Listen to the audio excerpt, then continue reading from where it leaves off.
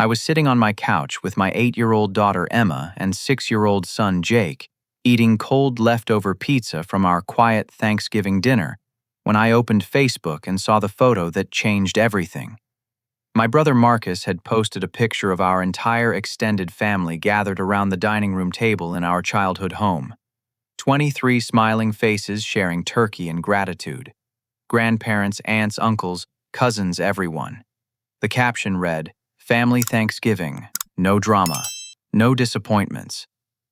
Everyone was there, except me and my kids. We were not invited.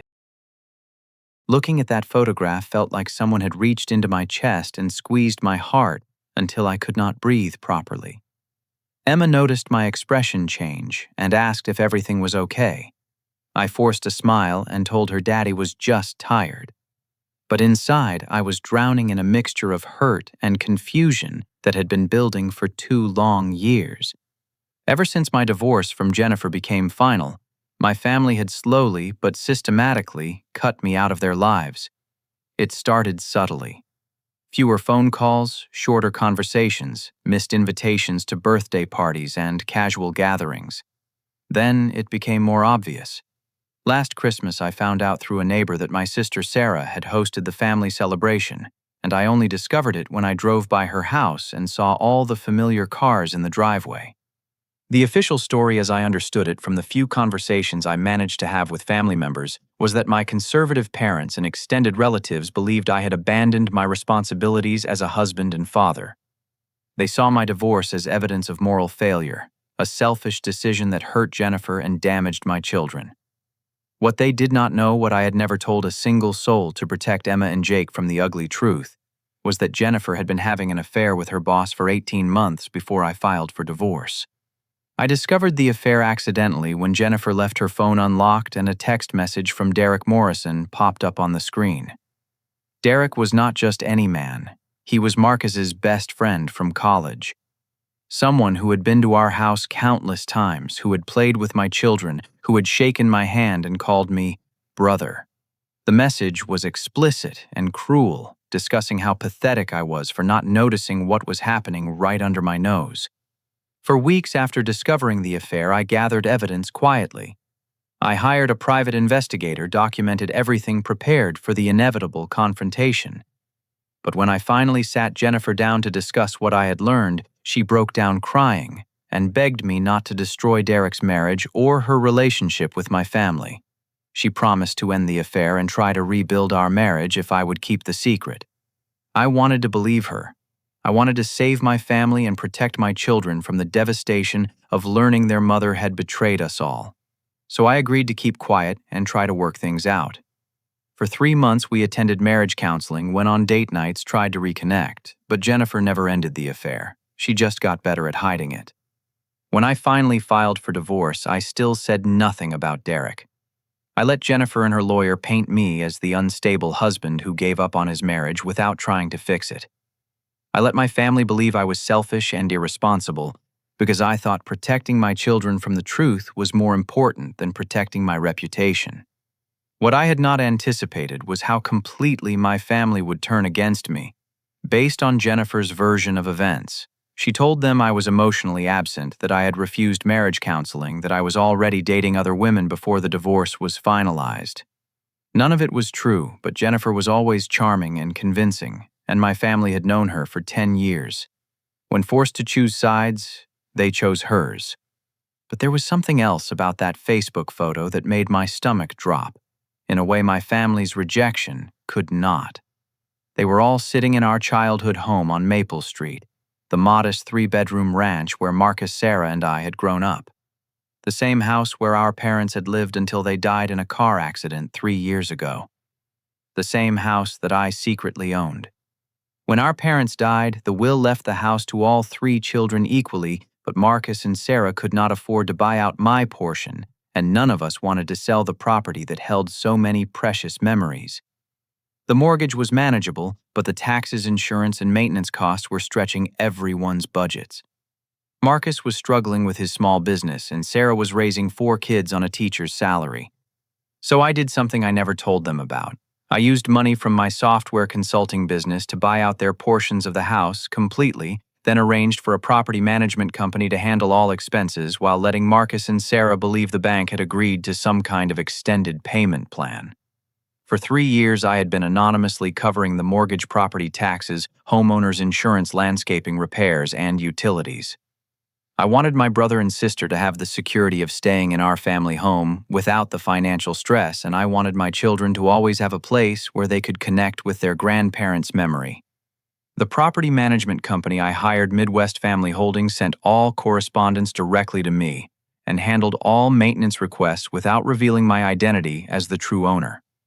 Marcus and Sarah thought they were dealing with a sympathetic bank and a generous property management company that was cutting them breaks on expenses. They had no idea their brother was the one preserving their childhood sanctuary. But as I scrolled through the comments on Marcus's Facebook post, I saw something that made my blood run cold. Jennifer had commented, "Such a wonderful family. Derek and I are so grateful to be included in your traditions." Derek Morrison, the man who had destroyed my marriage, was sitting at my family's Thanksgiving table in my childhood home, holding hands with my ex-wife, being welcomed as part of the family that had rejected me. I looked closer at the photograph and realized Derek was sitting in what had always been my spot at the dining room table right next to my grandmother Dorothy. The same chair where I had sat for 32 years of family dinners, holiday celebrations, and birthday parties. Jennifer was next to him, smiling radiantly, wearing the pearl necklace my grandmother had given her as a wedding gift. Emma tugged on my sleeve and asked if we could watch a movie together. I looked at my beautiful daughter, then at Jake, who was building a fort with couch cushions, and felt a surge of protective anger that I had never experienced before. My children were spending Thanksgiving eating leftover pizza in our small apartment, while the man who had helped destroy their family was being celebrated in the house I was secretly paying to maintain. I clicked on Marcus's profile to see if there were any other photos from the day, and what I found made me feel physically sick. He had posted a series of pictures throughout the afternoon showing the family playing football in the backyard, the cousins doing arts and crafts in the living room, everyone gathered around the piano singing traditional songs. In every single photo, Derek and Jennifer appeared comfortable and welcome, integrated into family traditions that I was no longer allowed to share with my own children. The final photo in the series showed Derek helping my elderly grandmother Dorothy with her coat, as the family prepared for their traditional post-dinner walk around the neighborhood. The caption read, "Family is everything. Grateful for the people who show up when it matters." The irony was suffocating. The man who had destroyed my family was being praised for showing up to the family gathering I had been excluded from in the house I owned. I stared at my phone for 10 full minutes, watching the likes and loving heart reactions accumulate on Marcus's post. 43 people had engaged with the photo, including extended family members, family friends, and neighbors from our old street. Everyone was celebrating this picture of family unity and gratitude, while I sat alone with my children, completely erased from the narrative of our own family history. My hands were shaking as I typed my response. I deleted and rewrote it 4 times, trying to find the right words that would communicate the depth of my hurt without seeming bitter or vindictive. But every version I wrote felt either too weak or too cruel. Finally, I settled on something that would reveal the truth without attacking anyone personally. I clicked like on the post, then typed my comment, "Beautiful BTW, the house you're in, I own it. Enjoy your Thanksgiving." There, selling it, December 2nd. I hit send before I could lose my nerve. For about 30 seconds, nothing happened. Then my phone started buzzing with notifications as people began reacting to my comment. The first response came from my Aunt Patricia. "What do you mean you own the house?" Then Uncle Tom, "Roger, is this some kind of joke?" Then Sarah, "This is not the time or place for this conversation." But the comments that made my heart race came from family, friends, and neighbors who had known us for decades. Mrs. Henderson from next door wrote, "I wondered why Roger never came by anymore when I saw the property management trucks." Mr. Campbell from down the street added, "The paperwork I signed for the fence repair authorization had Roger's name on it as owner." I watched in real time as the confusion spread through the comment thread. Marcus's friends were asking what was happening. Jennifer's family members were demanding explanations. My cousins were expressing shock and asking for clarification. The beautiful family photo was becoming a public forum for airing grievances and revealing secrets that had been carefully hidden for years. Then suddenly the post disappeared. My phone showed that Marcus had deleted the entire post, including all the comments and reactions, but immediately my phone began ringing. The caller ID showed Marcus's name. I declined the call. Then Sarah called. Declined. Aunt Patricia. Declined. Uncle Tom. Declined. Grandmother Dorothy. That one hurt to decline, but I was not ready to explain myself to anyone yet. I counted 97 missed calls in 20 minutes. My voicemail box filled up completely. Text messages started flooding in faster than I could read them. Some were angry, some confused, some demanding immediate explanations. Marcus sent 12 texts in a row, starting with, "Call me right now," and escalating to, "You have no right to destroy family memories like this." But I was not ready to talk.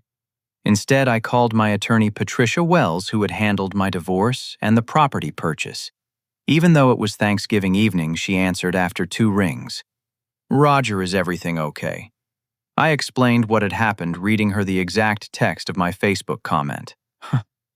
"I need to know my legal options for selling the property. The family has made it clear they don't consider me part of their lives anymore. I think it's time to move forward with the sale I've been considering." Patricia was quiet for a moment. "You mean the development company offer the one for $850,000? That's the one. They wanted to close by December 15th for their spring construction timeline. Can we move that up to December 2nd to use?" "Probably. But Roger, are you sure about this? Once you sell to developers, that house is gone forever. They're planning to tear it down and build condominiums." I looked around my small apartment, then at Emma and Jake, who were trying to pretend they were not listening to Daddy's serious phone conversation. "I've been preserving that house for 3 years, hoping my family would remember that I'm still part of it. Today made it clear that's never going to happen. Maybe it's time to stop protecting people who don't want my protection." Before Patricia could respond, my phone started buzzing with an incoming call from a number I did not recognize. Then another unknown number. Then another. I realized family members were trying to reach me from different phones since I was not answering their regular numbers. "Patricia, I need to document all of this. Can you help me screenshot everything before they try to claim I'm lying about what happened?" Already on it. I saw the post before it got deleted, and I saved copies of everything. "Roger, there's something else you should know. When I was finalizing the property purchase 3 years ago, I hired a private investigator to make sure there were no liens or ownership disputes. That investigator is still on retainer for some of my other clients. Would you like me to have him look into whether your family has been completely honest with you about their financial situation?" The suggestion hit me like a lightning bolt. "What do you mean?" "Well, if they've been living in that house for 3 years thinking they were making payments to the bank, but you've actually been covering all the expenses, where has their money been going? Marcus owns a business. Sarah has a steady teaching job. They should have been able to afford their share of a reasonable mortgage payment." I had never thought about that. Marcus had repeatedly told me over the past 3 years that money was tight, and he was grateful for the bank's flexibility with the payment schedule. Sarah had made similar comments about struggling with the house expenses. But if I was covering everything through the property management company, and they thought they were making small payments to the bank, what had they actually been doing with the money they thought they were spending on the house? "Yes," I told Patricia. "I want to know exactly what's been happening with my family's finances, and I want to know why Jennifer's boyfriend was comfortable enough to attend family Thanksgiving dinner in my house." After I hung up with Patricia, I sat my children down for a serious conversation. Emma and Jake were old enough to understand that family relationships were complicated, and they had been asking questions for months about why we never saw grandparents or cousins anymore. "Daddy, why was your phone ringing so much?" Emma asked. "Are you in trouble, Lunjai? Faniu, Panide?" I pulled both children onto my lap and tried to explain in age-appropriate terms that there had been a misunderstanding with our family about some grown-up responsibilities and that Daddy was working to fix the problem. I promised them that no matter what happened with the extended family situation, they would always be safe and loved. Jake, wise beyond his 6 years, asked the question that broke my heart. Daddy, did we do something wrong? Is that why we don't see Grandma Dorothy anymore? I hugged them both tightly and assured them that they had done nothing wrong, that sometimes adults make mistakes in how they communicate with each other, and that Daddy was going to work very hard to make sure they could see their grandmother and cousins again soon. But privately, as I watched my phone continue to buzz with calls and messages throughout the evening, I was planning something much more comprehensive than a simple family reconciliation. The next morning brought a temporary quiet to my phone, which I interpreted as my family regrouping and planning their next move. I was right. At exactly 9 o'clock in the evening, 24 hours after my Facebook comment had disrupted their perfect Thanksgiving narrative, my doorbell rang repeatedly in an aggressive pattern that could only mean one thing: ambush. I looked through the peephole and saw Sarah Marcus's wife Linda, and Sarah's husband David standing in the hallway outside my apartment. All four of them looked tense and determined. Emma and Jake had just fallen asleep after a full day of avoiding phone calls and pretending everything was normal. Roger, open this door right now.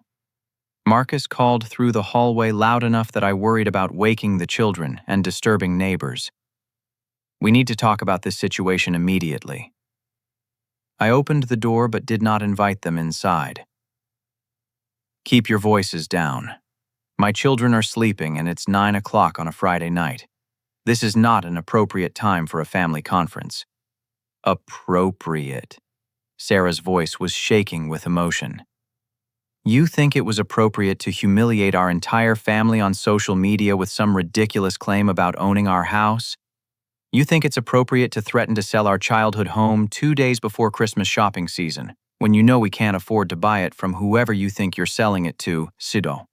Linda, who had always been the most diplomatic of the in-laws, stepped forward with a manila folder in her hands.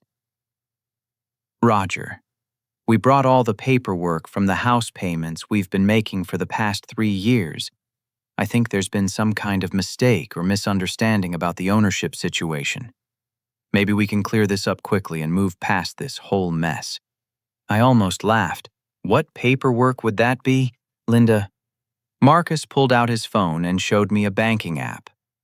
I've been making payments to Midwest Family Holdings every month for 36 months. $412 every month, plus extra for maintenance and repairs. Look at my transaction history. I looked at the screen and felt my stomach drop. Marcus was telling the truth. He had been making regular payments to Midwest Family Holdings for 3 years, but Midwest Family Holdings was the property management company I had created to secretly cover all the house expenses. I was paying them to manage the property, and apparently they had been collecting additional payments from Marcus without telling me. David. I said to Sarah's husband, "Have you been making payments too?" David nodded and showed me his own banking app. $206 every month are half of the expenses. It's been tight, but we've never missed a payment. Sarah pulled out a thick folder of paper receipts. Plus, we've been paying for landscaping, snow removal, small repairs, utility overages. Roger, we've spent almost $25,000 on that house over the past 3 years. If you own it, where has our money been going? This was not what I had expected. I had thought my family was living in the house rent-free while I covered all the expenses as an anonymous gift. Instead, it appeared that Midwest Family Holdings had been collecting money from both me and my siblings, without anyone realizing the duplication. I need to make some phone calls, I said. But first I want to know why Derek Morrison was at family Thanksgiving dinner and why Jennifer felt comfortable enough to attend as his guest. The 4 family members exchanged glances that told me there was more to this story than I knew. Marcus cleared his throat uncomfortably.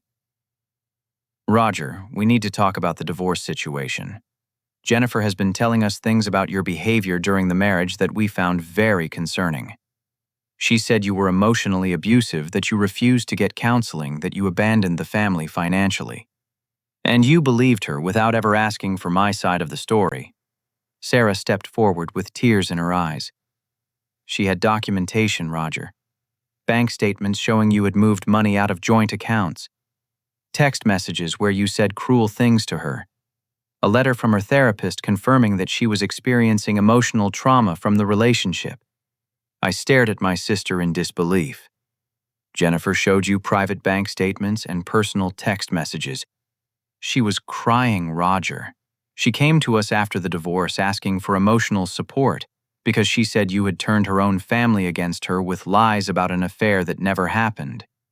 She said you had hired a private investigator to harass her and Derek and that you were trying to destroy Derek's marriage with false accusations. The manipulation was so comprehensive and calculated that I felt physically nauseous. And Derek confirmed these stories. Linda nodded reluctantly. Derek told Marcus that you had accused him of having an affair with Jennifer, but that it was all in your head because you were jealous of their friendship. He said you had hired someone to follow him and take pictures, and that you had threatened to destroy his career if Jennifer didn't give you everything you wanted in the divorce.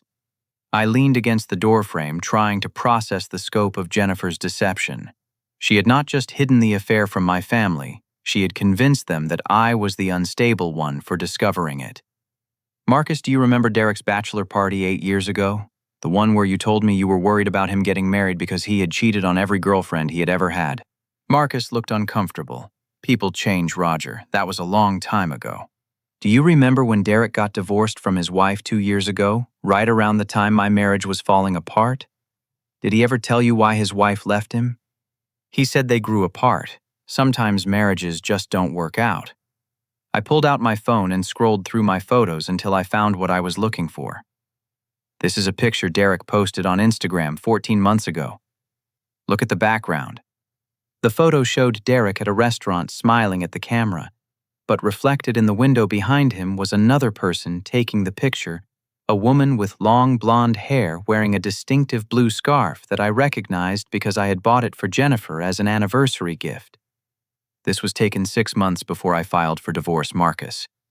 Jennifer told you she never had an affair, but she was already dating Derek publicly enough to take pictures together in restaurants. Sarah grabbed the phone and stared at the photo. This could be anyone, Roger. A blonde woman in a scarf doesn't prove anything. I scrolled to another photo. This is Derek's Instagram post from last Christmas. Celebrating the holidays with my favorite person. The photo showed 2 coffee cups on a table, both with lipstick marks on the rims. One cup had the name Derek written on the side. The other had Jen. The hallway fell silent as the evidence sank in. David, who had been quiet throughout the confrontation, finally spoke up. Roger, if Jennifer was having an affair, why didn't you tell us? Why did you let us believe you were the problem? Because I wanted to protect my children from knowing their mother had betrayed our family. Because I thought keeping the secret was more important than defending myself. Because I believed that eventually the truth would come out naturally and my family would realize they had misjudged the situation. Marcus sat down heavily on the hallway floor, putting his head in his hands. Oh God, Roger. What have we done? But I was not ready for apologies yet. The financial situation with the house was still unresolved, and I had a growing suspicion that the payment confusion was not accidental. Marcus, I need you to call Midwest Family Holdings right now and ask them why they've been collecting payments from you when I've been paying them to manage the property independently.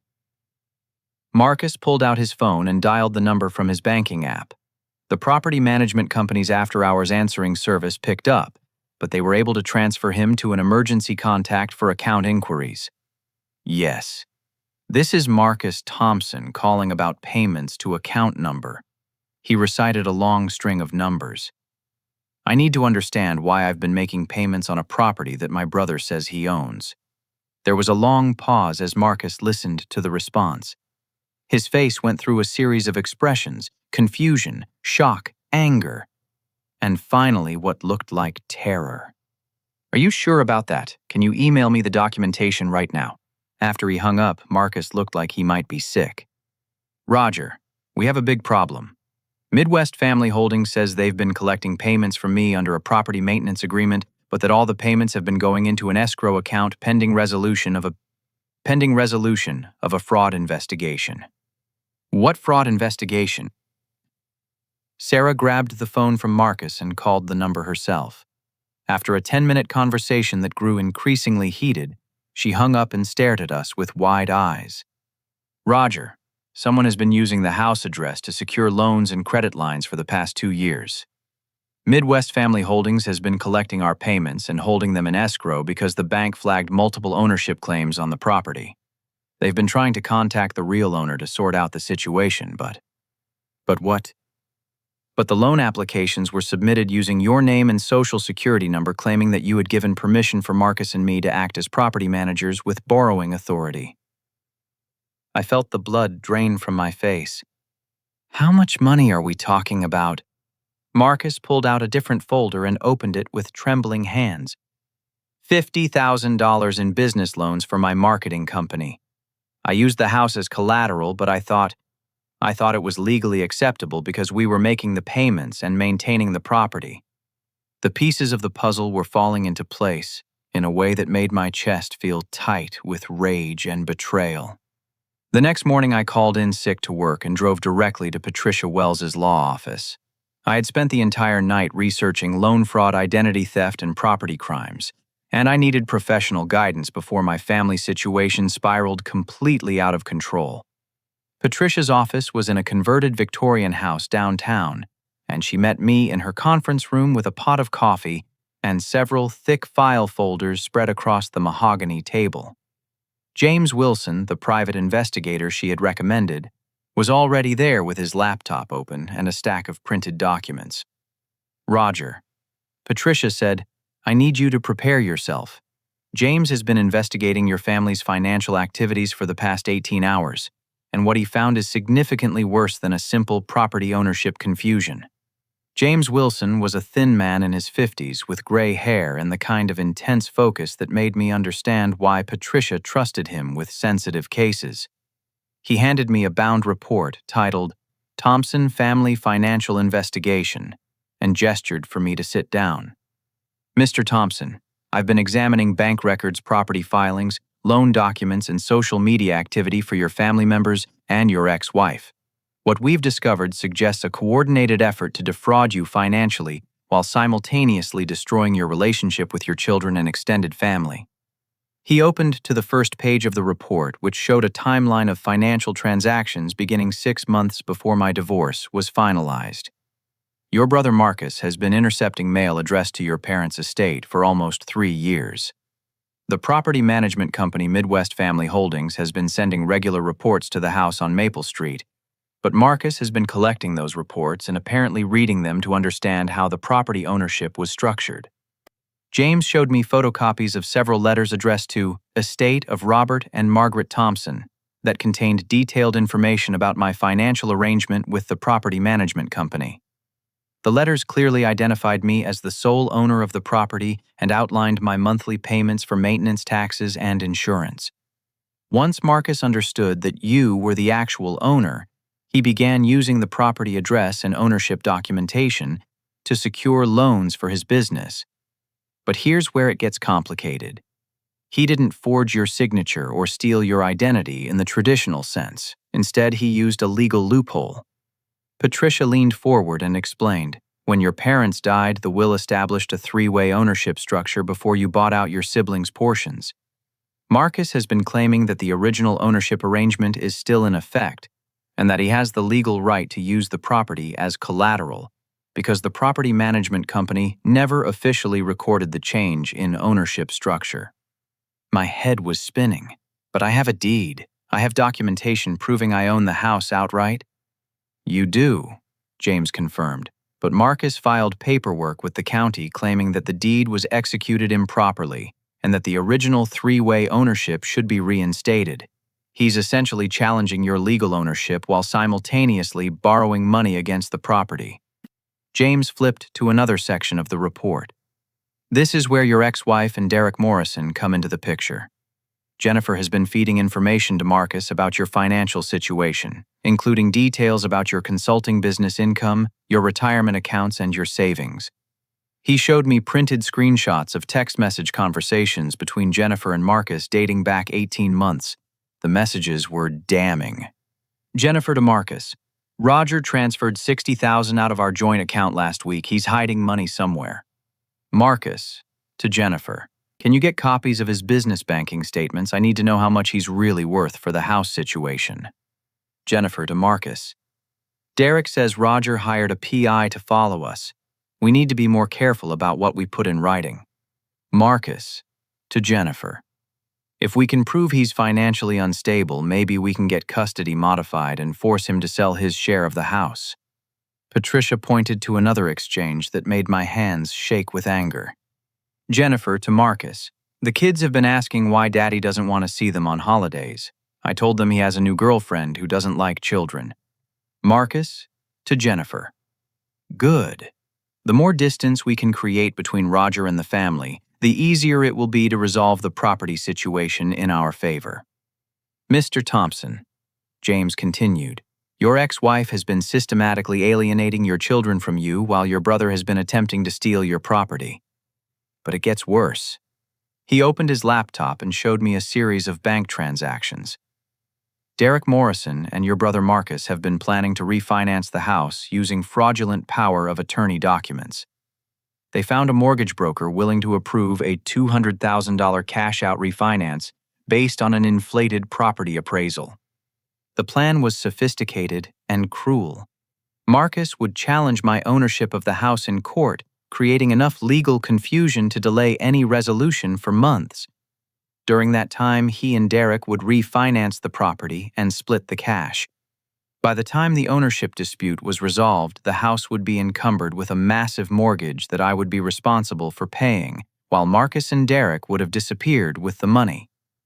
The only reason the plan failed, Patricia explained, is because the bank's fraud detection software flagged the loan application when they realized the same property had been used as collateral for multiple loans over the past 2 years. James showed me the most shocking evidence last. Mr. Thompson, your children have been recording phone conversations with their mother for the past 6 months. He handed me a small digital recorder. Your daughter, Emma, brought this to your neighbor, Mrs. Henderson, 2 weeks ago. She asked Mrs. Henderson to give it to you, but to wait until after Thanksgiving, because she didn't want to ruin the holiday. With shaking hands, I pressed play. Emma's young voice came through the speaker. Mommy, why can't Daddy come to Grandma Dorothy's house for Thanksgiving? Jennifer's response was clear and calculated. Because Daddy doesn't love our family anymore, sweetie. He chose his new life over spending time with you and Jake. That's why we have to be extra grateful for Derek, because he shows up when Daddy won't. Jake's voice. But Daddy takes us to the park every weekend, and he helps me with my homework every night. Jennifer. That's just because the court makes him pretend to care. If Daddy really loved you, he would try to come to family dinners and birthday parties. But he's too busy with his new girlfriend to care about us.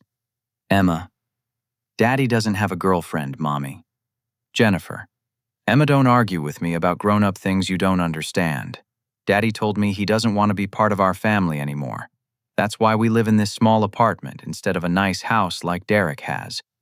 The recording continued for 23 minutes, documenting Jennifer systematically lying to my children about my love for them, my commitment to being their father, and my reasons for not attending family gatherings I had never been invited to.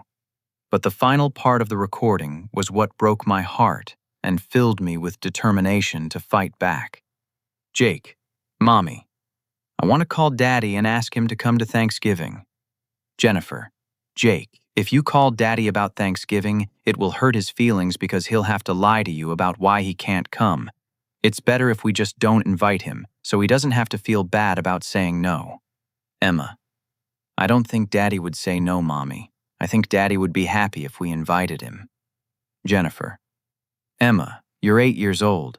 You don't understand how divorce works. Daddy signed papers saying he doesn't want to be responsible for our family anymore. That's what divorce means. James stopped the recording and looked at me with sympathy. Mr. Thompson, your children have been protecting you.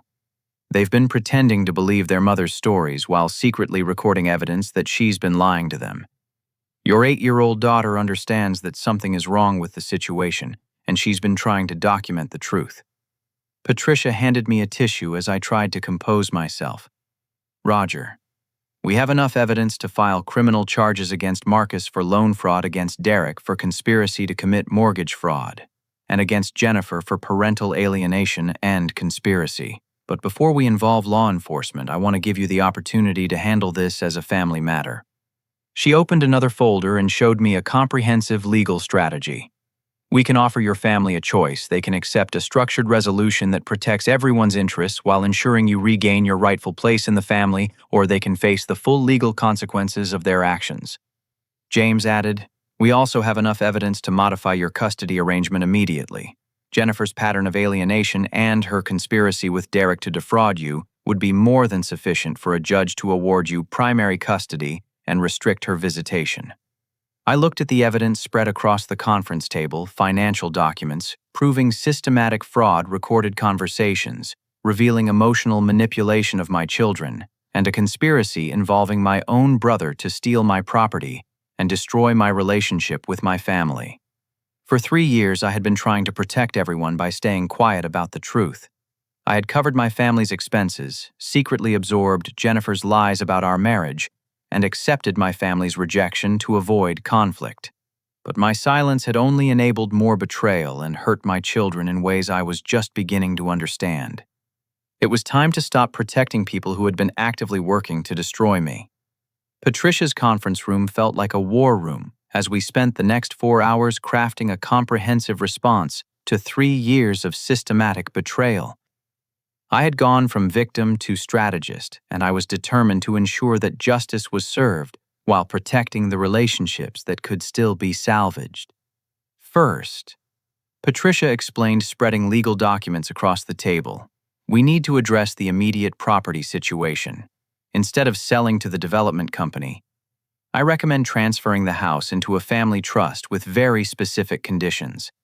She showed me a draft trust document that was both generous and protective.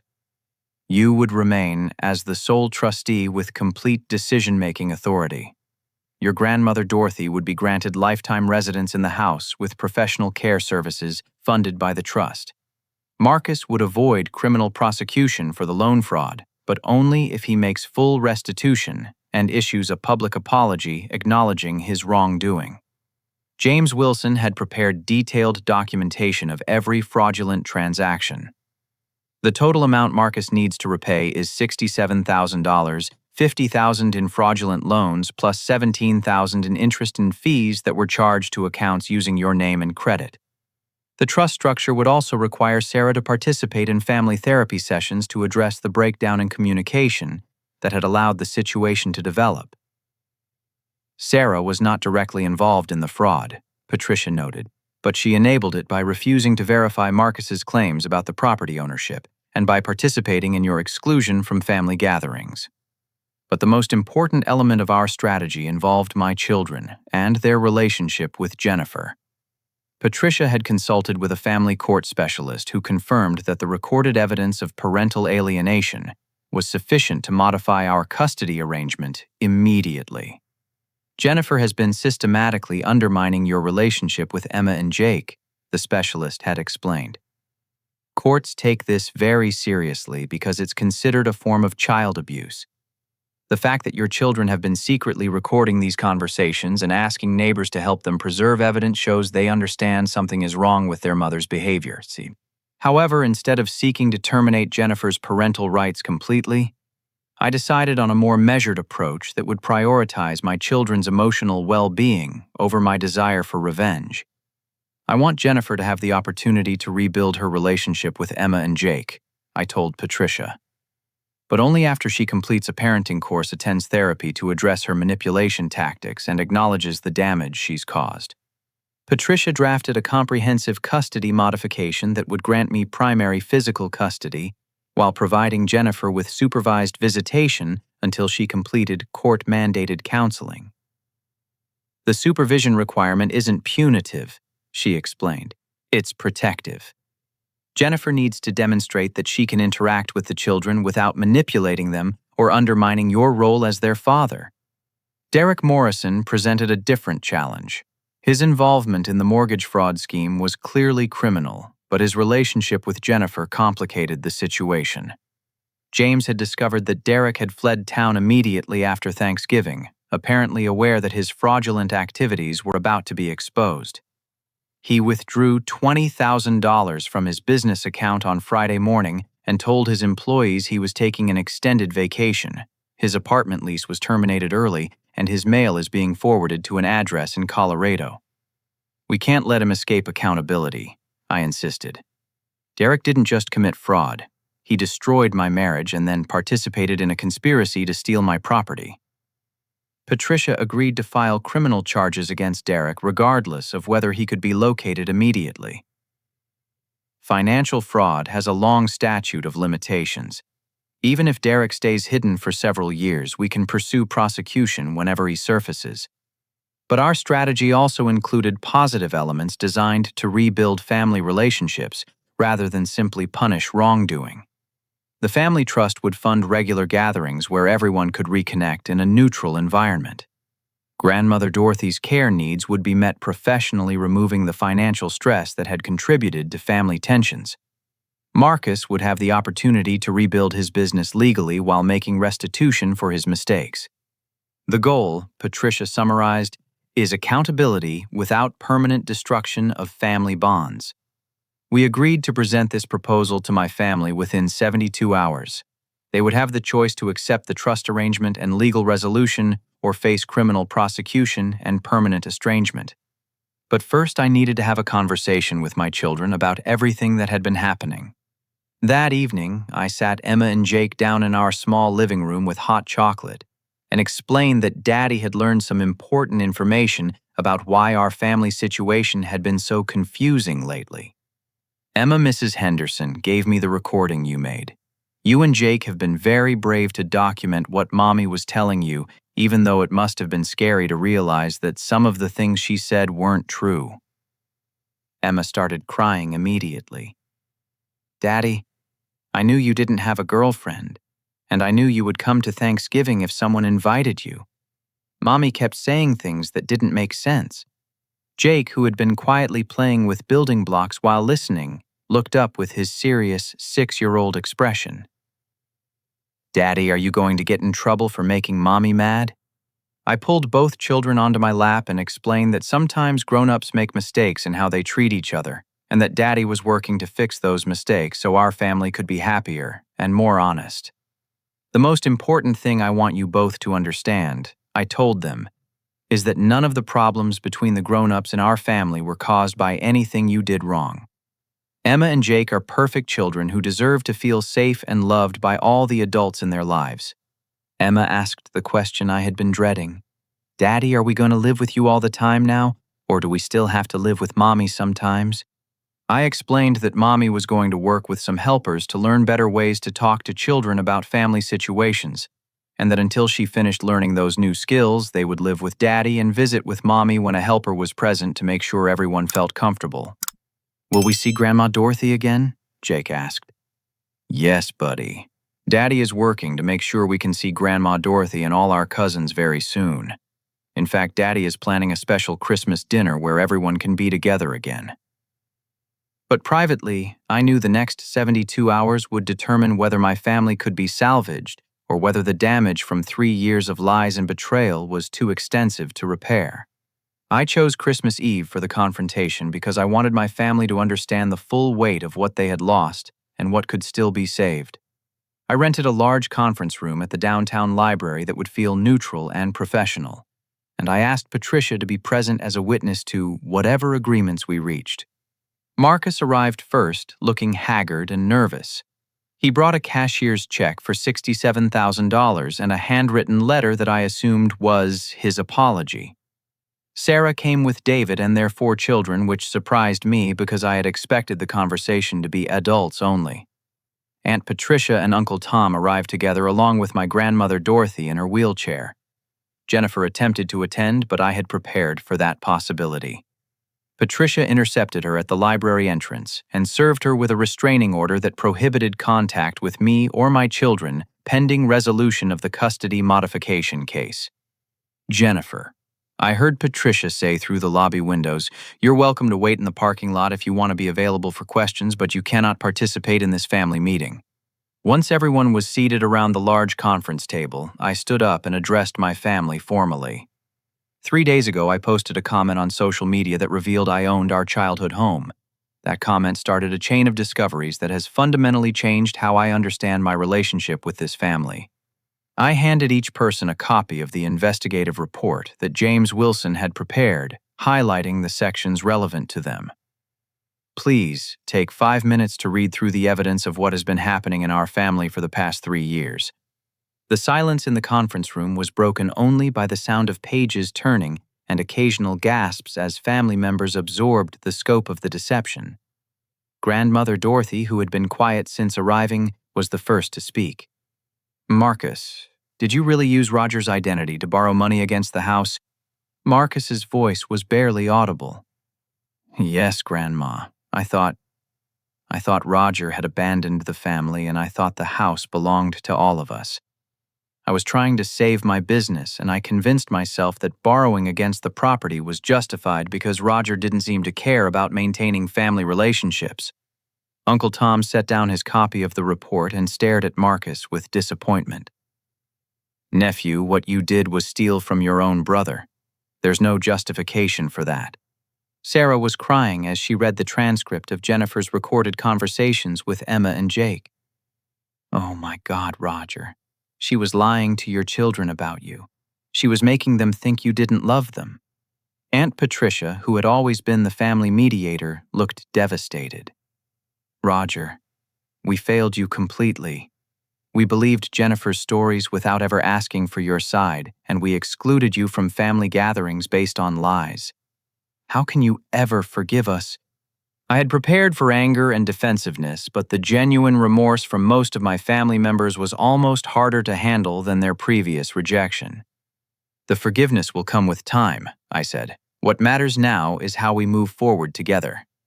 I explained the trust structure that Patricia had designed. Grandmother Dorothy would live in the family home with professional care services, funded by a monthly allowance from the trust. Marcus would pay restitution and complete community service, but avoid criminal prosecution. Sarah and David would contribute to family therapy sessions. Everyone would commit to monthly family dinners where we could rebuild honest communication. "The house will remain in our family permanently," I concluded, "but it will be managed in a way that protects everyone's interests and ensures that no one can be excluded from family gatherings based on misunderstandings or manipulation." Marcus read his apology letter aloud to the entire family. It was thorough and genuinely remorseful, acknowledging not just the financial fraud, but also his role in perpetuating Jennifer's lies and excluding me from family gatherings. I convinced myself that Roger had chosen his new life over our family. Marcus said, "But the truth is that I was jealous of his success and angry that he seemed to be moving forward after the divorce while I was struggling with my business. Instead of asking for help honestly, I created elaborate justifications for taking what I thought he owed us." Sarah's apology was equally emotional. "Roger, I'm a teacher. I know what parental alienation looks like, and I should have recognized what Jennifer was doing to Emma and Jake. I failed as your sister and as a professional who understands child welfare. But the most powerful moment came when I brought Emma and Jake into the conference room to reunite with their grandmother and cousins. Grandmother Dorothy hugged my children for the first time in 2 years, and I watched Emma immediately start chattering about school and friends as if no time had passed. "Grandma," Jake said, "Daddy says you're going to live in the big house again and we can come visit you whenever we want." "That's right, sweetheart. And you know what, we're going to have so many family dinners and holiday celebrations to make up for all the ones we missed." But our family healing session was interrupted by a commotion in the library lobby. Through the conference room windows, we could see Jennifer arguing loudly with someone outside the building. Then the library's front doors opened, and 2 police officers entered with a man in handcuffs, Derek Morrison. Eric. Patricia stepped outside to speak with the officers, then returned to update us on the situation. Derek flew back from Colorado this morning, she explained. Apparently, Jennifer convinced him that if he returned voluntarily and cooperated with the investigation, he could avoid serious criminal charges. She was wrong. Derek had been arrested at the airport on charges of mortgage fraud, identity theft, and conspiracy. The federal prosecutor handling the case had decided to pursue maximum penalties because the fraud involved multiple financial institutions and crossed state lines when Derek fled to Colorado. Jennifer is also being arrested, Patricia continued.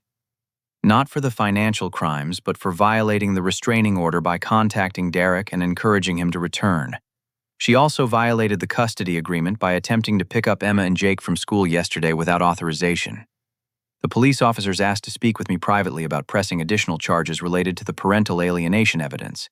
I declined, explaining that the custody modification and supervised visitation requirements would be sufficient protection for my children. Officer, I said, my goal is not to destroy Jennifer or Derek.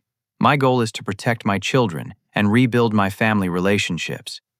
I believe the legal consequences they're already facing will be adequate deterrent. After the police left and the family meeting concluded, I drove Emma, Jake, and grandmother Dorothy to the house on Maple Street for our first family dinner in 3 years.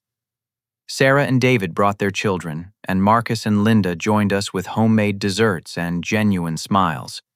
As I watched my children playing with their cousins in the backyard where I had grown up, I felt something I had not experienced in years, peace with my family situation. Emma ran up to me as I was helping grandmother Dorothy with her wheelchair on the back porch. Daddy, this feels like the family dinners you used to tell us stories about. Will it always be like this now? I hugged my daughter and looked around at the family members who were working together to prepare dinner, clean up after the children, and make grandmother Dorothy comfortable in her old home. Yes, sweetheart, I think our family is going to be just fine. 6 months later, I was sitting in the same backyard where Emma had asked me about our family's future, watching my children help their grandmother Dorothy plant tomatoes in the garden she had been wanting to restore for years. The professional care team I had hired through the family trust had helped grandmother regain much of her independence, and having family dinners to look forward to every month had given her a sense of purpose that her previous living situation had not provided. Marcus had completed his community service and was rebuilding his marketing business with a completely honest approach to finances and client relationships. The restitution payments he was making had been manageable because I had structured them over 3 years with no interest, and his business was actually more successful now that he was focused on legitimate growth strategies instead of desperate financial schemes. Roger, he said, joining me at the patio table where I was reviewing trust documents. I need to tell you something I've been thinking about since Christmas. I looked up from my paperwork and waited for him to continue. For 3 years I was angry at you for what I thought was abandoning our family. But you were the only one actually taking care of the family the whole time. You were paying for this house, protecting grandmother, and trying to preserve relationships even while we were excluding you from them. Marcus sat down across from me and watched Emma and Jake chase their cousins around the yard with water balloons. I've been going to therapy like the trust requires, and my counselor helped me understand that I was projecting my own fears about financial failure onto you. I was afraid of losing the house and losing Grandma, so I convinced myself that you were the threat, instead of recognizing that you were the solution. Sarah had made similar progress in her therapy sessions. As a teacher, she had professional training in recognizing signs of emotional manipulation and family dysfunction, but she had allowed her personal emotions to override her professional judgment when it came to evaluating Jennifer's claims about our marriage. The hardest part, she had told me during our last family therapy session, was accepting that I had participated in hurting Emma and Jake by excluding their father from family gatherings. I knew better, but I chose to believe Jennifer's version of events because it felt easier than investigating a complicated situation. The family therapy sessions had been challenging but productive. With the guidance of Dr. Rebecca Martinez, a specialist in family conflict resolution, we had worked through years of miscommunication, unspoken resentments, and misaligned expectations. Families often create problems by making assumptions instead of asking direct questions, Dr. Martinez had explained. Roger assumed his family would eventually realize they had misjudged him. Marcus assumed Roger had abandoned family responsibilities. Sarah assumed Jennifer was telling the truth about the marriage. Everyone was operating on assumptions instead of facts. But the most significant healing had happened between me and my children. Emma and Jake were thriving in their stable living situation with me, and the supervised visitation with Jennifer had been gradually increasing as she completed her court-mandated parenting classes. Jennifer had initially been resistant to the therapy requirements, but the alternative was losing all contact with Emma and Jake permanently. Over time, she had begun to acknowledge the damage caused by her manipulation tactics and was learning healthier ways to communicate about family situations. "I never intended to hurt Emma and Jake," she had said during a recent co-parenting therapy session. "I was angry at Roger for ending our marriage, and I convinced myself that protecting them from what I saw as his selfishness was more important than encouraging their relationship with their father. I was wrong." Derek Morrison had been sentenced to 18 months in federal prison for the mortgage fraud scheme, followed by 3 years of supervised probation. His cooperation with prosecutors had reduced his sentence, but the felony conviction had destroyed his career in financial services. I had mixed feelings about his punishment. I wanted accountability, but I also recognized that his relationship with Jennifer had been built on the foundation of lies she had told him about our marriage. The most surprising development had been the positive changes in our extended family relationships. Aunt Patricia and Uncle Tom had become regular fixtures at our monthly family dinners, and they had developed close relationships with Emma and Jake that enriched everyone's lives. Grandmother Dorothy had become the center of family activities in a way that brought purpose to her daily routine and created stability for all the grandchildren. "You know what I learned from this whole situation," I said to Marcus as we watched our children play together. "Protecting people by keeping secrets usually causes more harm than addressing problems directly." Marcus nodded thoughtfully. "I learned that financial desperation makes people rationalize choices they would never consider under normal circumstances. If I had just asked you for help with my business instead of creating elaborate schemes to justify taking money, none of this would have happened." But the most important lesson had come from watching Emma and Jake navigate their changed family situation. Despite experiencing years of manipulation and conflicting messages about their parents' relationship, both children had demonstrated remarkable resilience and emotional intelligence. "Daddy," Emma had said recently, "I'm glad Mommy is learning better ways to talk to us about grown-up problems, but I'm also glad we live with you now because everything feels more honest." Jake, now 7 years old and more articulate about his feelings, had made an observation that stayed with me. "I like it better when the grown-ups tell the truth, even if the truth is sad. When grown-ups lie to kids, it makes us feel like we have to figure out everything by ourselves." As the sun was setting on another peaceful family dinner, I gathered Emma and Jake to head home to our apartment. We had decided not to move into the family house full-time because our smaller space had become a symbol of our independence and resilience. But knowing that Grandmother Dorothy's house would always be available for family gatherings gave us a sense of belonging that had been missing for years. "Daddy," Emma said as we were driving home, "do you think our family is normal now?" I considered her question carefully. Our family situation was certainly not traditional divorced parents with supervised visitation, a father who had been excluded, and then reinstated financial fraud that had been resolved through creative legal arrangements, and a grandmother living with professional care in a house owned by a family trust. "Emma, I don't think normal families actually exist. I think healthy families exist, and healthy families are honest with each other. They take care of each other when someone needs help, and they apologize when they make mistakes." Jake, who had been listening from his car seat, added his own perspective. "And healthy families don't tell kids lies about their daddies or mommies." "That's exactly right, buddy." As we pulled into the parking lot of our apartment complex, I reflected on how much our lives had changed since that Thanksgiving evening when I had seen Marcus's Facebook post. A single comment had unraveled 3 years of deception and manipulation, but it had also created the opportunity for genuine healing and honest relationships. I had learned that silence in the face of injustice enables further injustice. I had learned that protecting people from consequences often prevents them from growing and changing. I had learned that my children were stronger and more perceptive than I had given them credit for. Most importantly, I had learned that love without boundaries is not actually love at all. The family trust was working exactly as intended, preserving relationships while ensuring accountability, protecting the vulnerable while empowering positive change, and creating space for healing while maintaining appropriate consequences for harmful behavior. 6 months after nearly losing my family permanently, we had built something stronger and more honest than what we had before the crisis. The house on Maple Street had become a symbol of family resilience rather than a source of financial stress. Grandmother Dorothy had regained her independence and sense of purpose. Marcus had learned to build his business with integrity. Sarah had reconnected with her professional values about protecting children. Even Jennifer was developing healthier parenting skills through her court-mandated therapy.